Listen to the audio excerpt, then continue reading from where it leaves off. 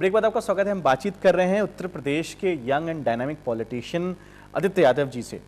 आदित्य जी, एक बात और खास तौर से आमतौर से आपकी पार्टी में और ज़्यादातर भारतीय राजनीति में जो नए पॉलिटिशियंस आ रहे हैं, जो युवा वर्ग के जो पॉलिटिशियंस आ रहे हैं, वो अपने पिताजी के नाम से, अपने परिवार के नाम से आ रहे हैं और तब उनका एक पहचान बनता है। लेकिन आदित्य यादव का जो नाम है वो पहले से ही, अगर हम ये बोले, हम पूरे उत्तर प्रदेश के अंदर नहीं लेकिन जसवंत नगर इस क्षेत्र में आपने अपना नाम पहले ही स्थापित किया था। 2012 के चुनाव में मैं कवर करने में खुद यहां मौजूद था और गांव-गांव में जाके जिस प्रकार से मैंने देखा आपको कि आप लोगों से संपर्क कर रहे थे, उनसे आप बातचीत करते थे, तो ये आपका जो है, तो इसमें हम ये कह सकते हैं कि आपके पिताजी का आपके साथ सपोर्ट जरूर है, परिवार का सपोर्ट है, लेकिन आपने भी अपनी भूमिका वहां पे रखी। तो ये जो मेहनत है, ये क्या पहले से ही आपके जहन में थी कि मुझे मेहनत करनी है, या आपको ये था कि नहीं, मुझे ये पिताजी का क्षेत्र है तो मैं भले पॉलिटिक्स में ना हूं लेकिन मुझे इसका एक जिम्मेदारी है? क्या ऐसी भावना थी?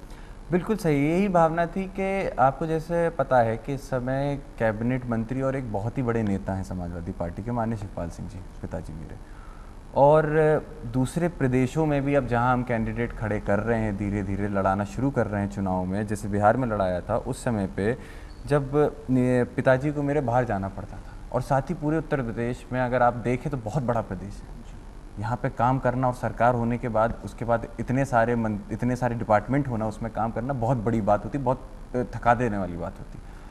तो मैंने ये देखा कहीं ना कहीं कि यहाँ की जनता को परेशानी कोई नहीं थी, लेकिन उनकी समस्या बस ये थी कि हमारी जो कुछ इक्का दुक्का जो छोटी बातें हैं वो हमारे नेता तक नहीं पहुँच पाती। अब हम लोग, अगर दो ऑप्शन थे हमारे पास कि हम या तो कोई अपनी टीम से या किसी को वहाँ पे भेजा जाए, या फिर मैं खुद जाऊँ वहाँ पे।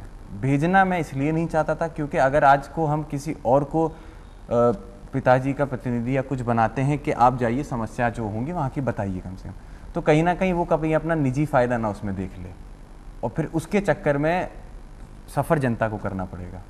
तो मैं ये चाहता था कि जनता को भी सफ़र ना करना पड़े और मेरे पिताजी पे भी ज़्यादा भार ना आए। तो उसके लिए मैंने ये सोचा था कि मैं खुद एक मीडिएटर बन जाता हूँ, मैं खुद एक ज़रिया बन जाता हूँ कि सिर्फ जनता की बात को उनके नेता तक पहुँचाने का।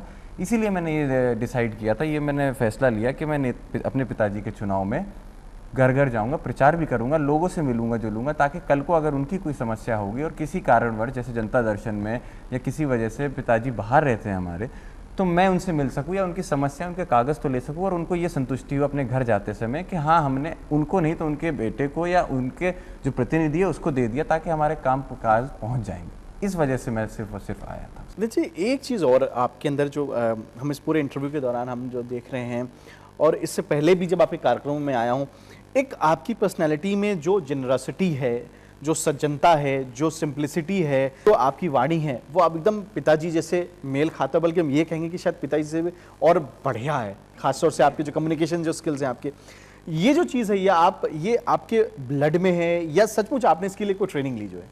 नहीं, ये मैं मानूंगा कि हम लोगों के ऐसे ब्लड में आया है और कहीं ना कहीं ये नेताजी से, पिताजी से हम लोग देख देख के छोटे से सीखते आए हैं कि किस तरीके से इतने बड़े नेता होने के बावजूद एक छोटे से आदमी से मिल के भी अपनी बात वो कह देते हैं, और उसके बाद वो आदमी जितने कंफर्टेबली, जितने आराम से इतने बड़े नेता होने के बावजूद उनसे अपनी बात कह लेता है।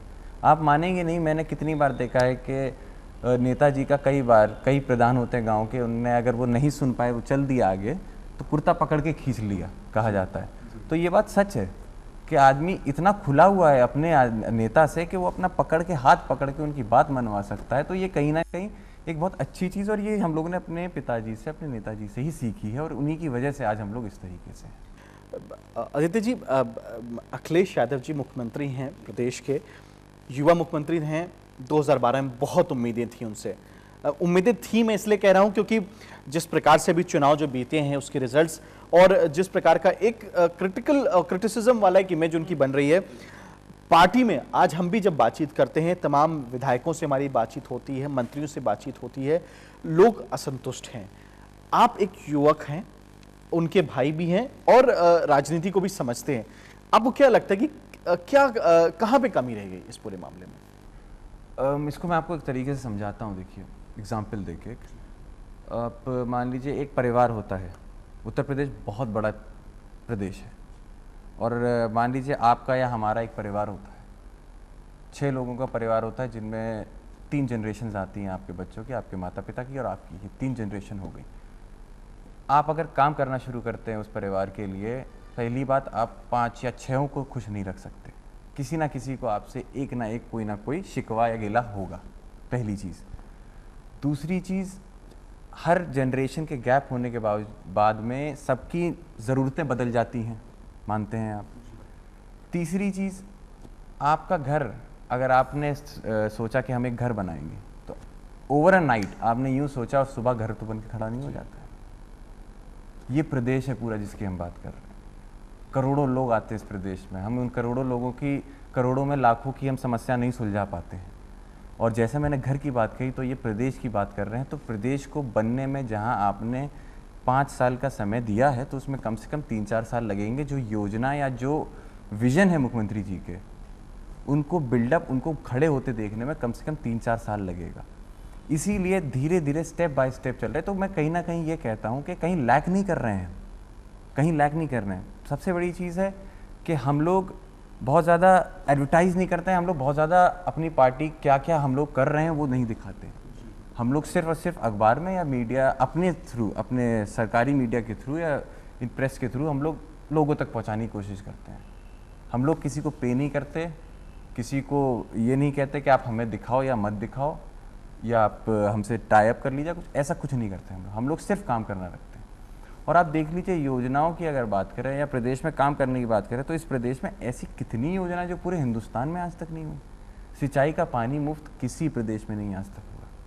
और जैसे कल नेताजी ने बोला कि शौचालयों की बात की कि गांव में हर घर पे शौचालय होना चाहिए, 90 में नेताजी ने यहाँ पे शुरू कर दिया था कि हर घर में शौचालय होना चाहिए।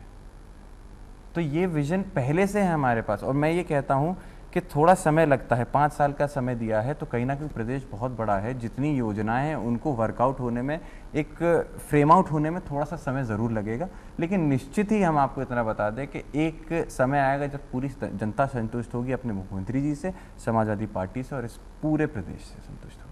अपने दर्शकों से मैं एक बात ज़रूर बताना चाहें कि आमतौर से मैं अपने प्रोग्राम में जब भी हम जिन भी गेस्ट को अपने सामने शामिल करते हैं, चाहे वो मुख्यमंत्री हों, केंद्रीय मंत्री हों, स्पोर्ट्समैन हों, सेलिब्रिटीज़ हों, आमतौर से हमारे प्रश्नों से जो प्रश्न होते हैं वो एक संतोषजनक उसके जवाब नहीं दे पाते। लेकिन आदित्य यादव जी के साथ हमारे दर्शक जो अब तक जुड़े हुए हैं वो ये ज़रूर देख रहे होंगे कि जो उनके जवाब हैं वो बहुत ही संतोषजनक हैं। आदित्य जी से हमारी बातचीत जारी, लेकिन छोटे से ब्रेक के बाद।